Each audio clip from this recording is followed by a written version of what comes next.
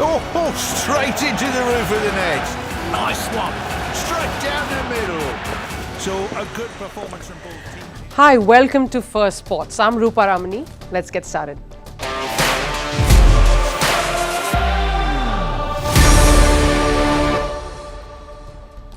The sport is all about the many classical battles that the world waits for, like India versus Pakistan when it comes to a cricket match. No matter the lack of intensity or the lopsidedness in the affair, the contest is eagerly anticipated, much like the El Clasico in football between Barcelona and Real Madrid. But after the latest face-off, we ask, has the Classical checked out of El Clasico? And what boxes have India ticked on its way to the T20 World Cup? Has the ongoing series against Afghanistan given more headaches or pleasant problems for Indian selectors and management to solve? And what is the latest bromance brewing in the world of sport? It's between two of the best athletes in the world who love defying critics, age and history. All of that and more heading your way. But first, let's look at Sports 360. We'll start with news from hockey. India's hopes of making it to the Paris Olympics this year remain alive. The Indian women's team defeated New Zealand 3-1 in their second group match at the FIH Women's Olympic qualifiers in the Indian city of Ranchi. Sangeeta Kumari, Udita Duhan and Beauty Dungdung scored for the hosts. This comes after a loss against USA in their opening game. India will play Italy next in their final Pool B match. It's a must-win. In tennis, the Australian Open 2024 kicked off this weekend at Melbourne Park. Men's world number one Novak Djokovic began his bid for a 25th Grand Slam with a nail-biter against Croatian teen Dino Prismic. Djokovic took 4 hours to beat the 18-year-old 6-2, 6-7, 6-3, 6-4. It was the longest first-round Grand Slam match of his career. And over in the women's draw, world number 2 Aryna Sabalenka opened her title defense with an easy win. She shrugged off Ella Seidel of Germany with a 6-love, 6-1 victory in straight sets. Sabalenka struck 6 aces and won 80% of her first serve points. The match lasted for just over 50 minutes at the Rod Laver Arena yesterday at Melbourne. The AFC Asian Cup started on a bitter note for India, who were handed a 2-0 defeat by Australia in their Group B opener over the weekend. The first half saw Sunil Chetri and his men putting in a solid shift with no goals from either side, but Australia struck twice in the second half via Jackson Irvine and substitute Jordan Boss. India's next match is against Uzbekistan. That's on the 18th of January. An Israeli footballer named Sahajiv Yehezkiel had been arrested in Turkey for a message he had displayed referring to the Israel-Hamas war during a game. The player said he was simply calling for the war to end. He displayed a bandage on his wrist with the words 100 days 710, a reference to the war that started on the 7th of October. Turkey's justice minister has accused him of incitement of hatred. Though he was released from detention, reports say he has been sacked from his club. And rounding off from news from chess, world number 1 Magnus Carlsen withdrew from the Candidates Tournament 2024. He had previously stated his reluctance to participate in the event. However, the formal letter of decline has been received by the international governing body of chess just yesterday. According to rules, Carlsen's vacant spot will now go to the next highest finisher in the 2023 FIDE World Cup.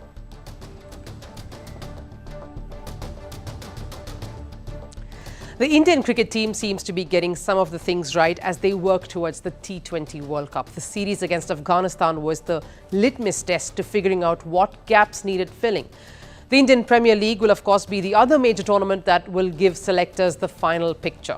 Getting back to the series against Afghanistan, 2 matches are done, 1 more to go, and India have comfortably closed out the 2 games. There are some very important takeaways for the team from the series so far, positives that will be key for India at the T20 World Cup. First and foremost, I have to say Virat Kohli. Why do I say that when he hasn't even scored a 50? Well, it's the intent. Kohli's intent from the first ball has been super heartening to watch. Coming back after last playing a T20 international way back in 2022, there is a clear switch in his mindset. If it was about grafting and staying for the long haul in the ODI stint at the World Cup, the intent he has shown in this series has been of being aggressive.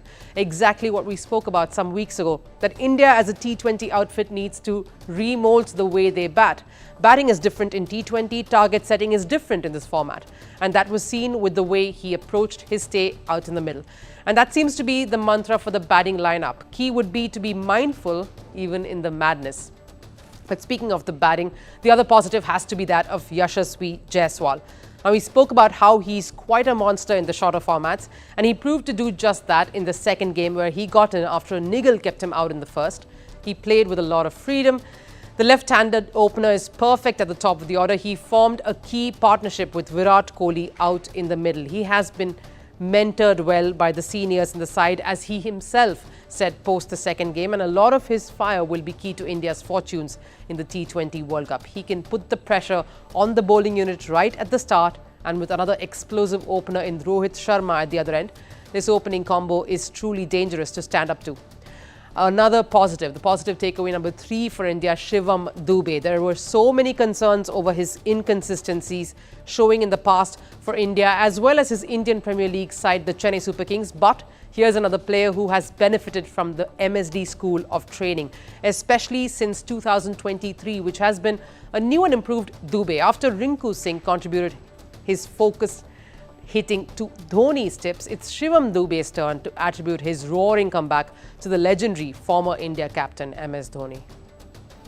This credit goes to the CSK team and Mahi Bhai. I always had the game, but what CSK do is take out that game from a player. So they have given me that confidence. They told me that I could score runs in IPL and that they believed in me. The likes of Hussey and Fleming said that they had faith in me and that I could do what they wanted. He told me that I had the capability to bat well, but he told me to be smart. So I focused on my limitations and what I could do well. Now he brings that Yuvraj Singh-esque image to that whole lineup, a key component for any batting lineup. He contributed to India in both the games with bat and ball, living up to the all-rounder tag that he came onto the scene with. With his strong performances in both matches, Shivam suddenly has made a case for himself to be considered for that World Cup. Takeaway number 4 has to be Akshar Patel. Speaking of comebacks, this is another one that has been rather compelling. And from another all-rounder, Akshar Patel had a woeful last few months, at least on the professional front, with the quadricep injury sidelining him from the ODI World Cup. But he's staked his claim to be a part of the T20 World Cup squad with the 2 wickets and a very clinical spell against Afghanistan in the last game. Akshar also made it to an elite list. He's the second Indian after Ravindra Jadeja to take 200 wickets and score 2,000 plus runs in T20 internationals. And I'm down to takeaway number 5 has to be Jitesh Sharma. He's made the fight for wicketkeeper slots for the T20 World Cup that much more exciting. Rishabh Pant leads the list, of course. He leads the race even without making his comeback just yet, because when he does, he walks into the side. Now, Ishan Kishan, with his fiery batting, would have been the second string choice, but there seems to be some standoff between the board, the selectors and the player who has been ignored for selections over the last few months, even though Rahul Dravid gave a half-hearted clarification on the Southpaw's exclusion from the squad, saying he was in the scheme of things. There is some uncertainty over Ishan's presence in the Indian lineup. Then there is, of course, Sanju Samson, who is in the squad and seems to have come back to the fringes after his performances in South Africa. KL Rahul seems to be fighting from far for this one, but again, with a lot of clamour for experience, the pendulum can swing any way. A strong IPL performance could be the deal breaker. The series against Afghanistan is just a small precursor for the big challenges that lie ahead of India come the World Cup. India seems to have ticked some of the boxes and do seem pleased, and with some of the youngsters standing up and delivering, the race for selections has been made that much more interesting now.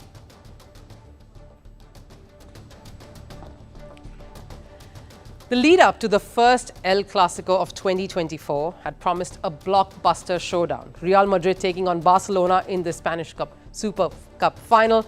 However, the much anticipated match, usually touted for its thrilling potential, unfolded as a one-sided affair. Before getting into the details, a bit about El Clasico itself. It refers to the football rivalry between two of Spain's most successful clubs, Real Madrid and FC Barcelona.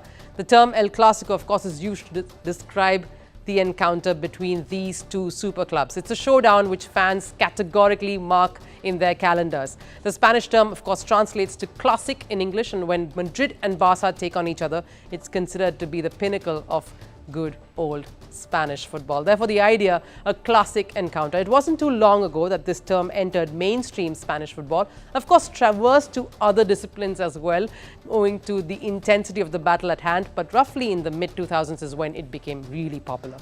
Prior to that, the game between Barca and Real Madrid was termed as El Derby, and the rivalry has historic roots that can be traced back to a time as early as the Spanish Civil War. But coming back to what happened in the Super Cup final, now it was the first El Clasico of the year, as we've said, and during the face-off in Saudi Arabia, Real Madrid demolished Barcelona 4-1.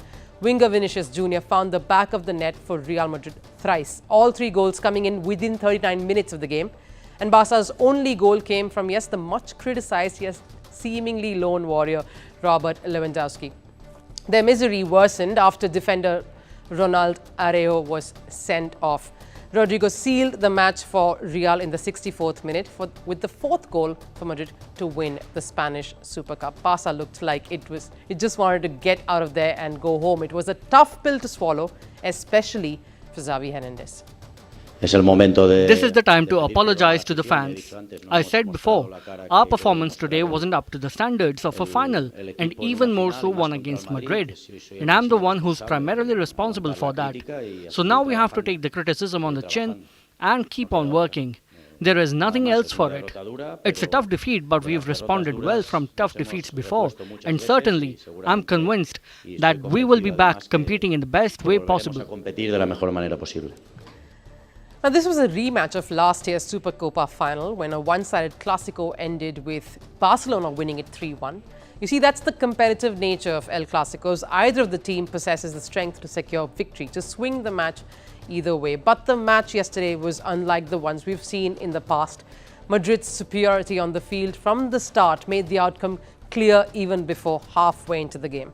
The match earlier today was the 226th time, 256 in fact, that the two teams met, and the numbers say why this is a closely followed encounter. When it comes to competitive tournaments, Real Madrid hold the edge, but ever so slightly. This Spain Super Cup final was in fact their 104th win over Barcelona, even as Barcelona has 100 wins over Real. Over the years, El Clasico has witnessed a transformation in its style of play. In earlier decades, matches were marked by an aggressive style of play, leading to high-scoring affairs. A classic example of such a match was the one that was held in 2014, with Barcelona winning it 4-3, a close contest. It was a time Madrid's attacking trio of Gareth Bale, Karim Benzema and Cristiano Ronaldo, nicknamed the BBC, were a terrifying combination on the pitch. They were up against the Mavericks and Sergio Busquets, Luis Suarez and Lionel Messi, who ran riot on the field, making for some exciting face-offs and football. It's their mega-star combats and tackles that made El Clasico battles legendary. Another encounter that was historic was the one in 2005. It was a star-studded lineup. The game featured the likes of Iker Casillas, Roberto Carlos, Zinedine Zidane, David Beckham, Victor Valdez, Ronaldinho, Xavi, Andre Iniesta. The excitement around El Clasico was because of these big guns. They were like the secret sauce that made consuming El Clasico very special.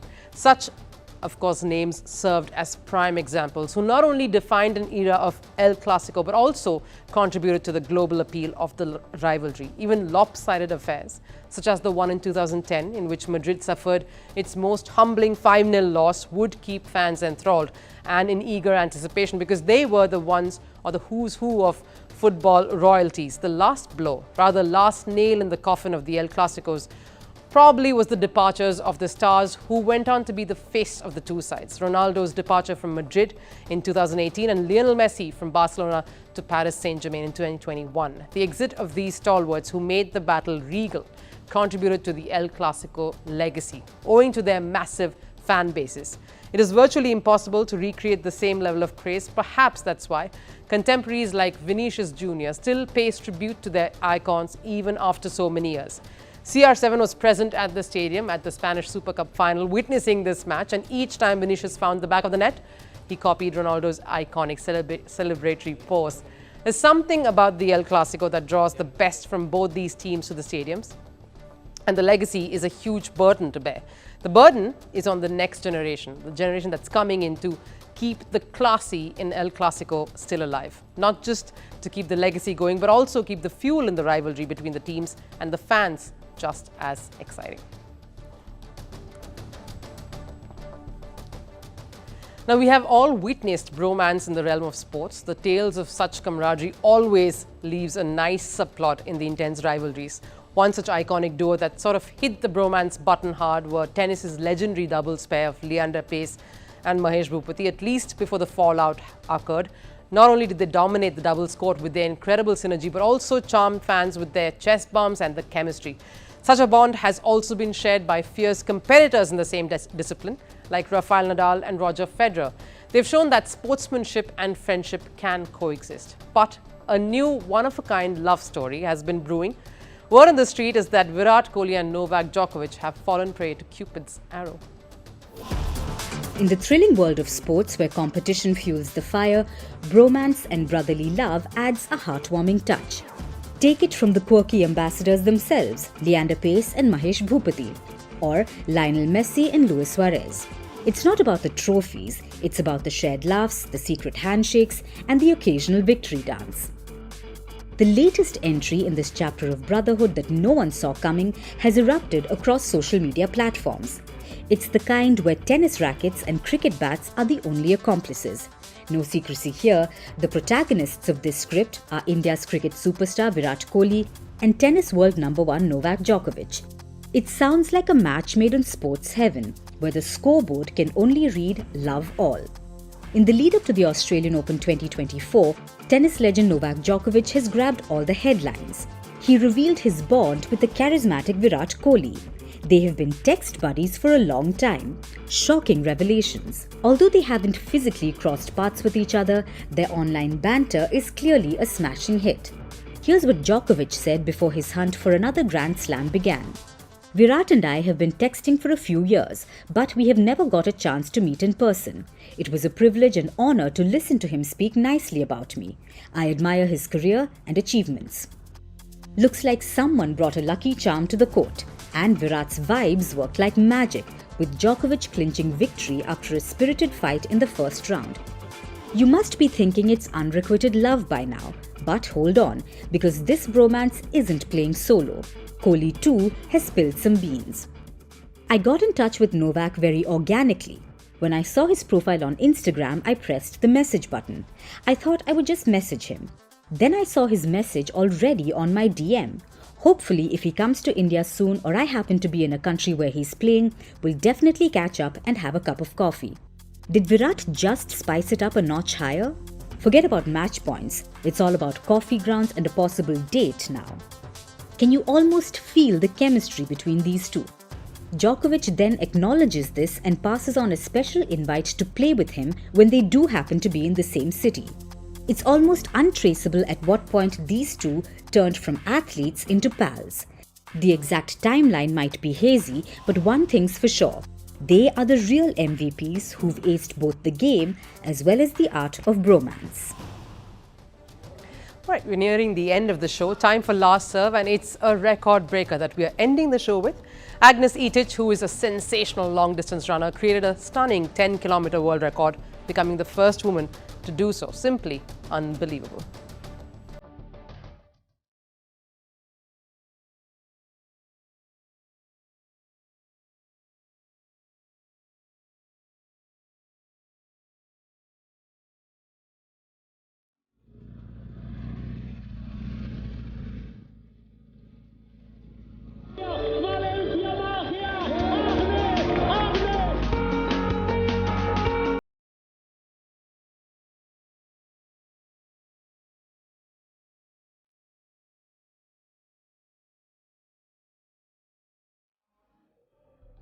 Leaving the rest by a mile there.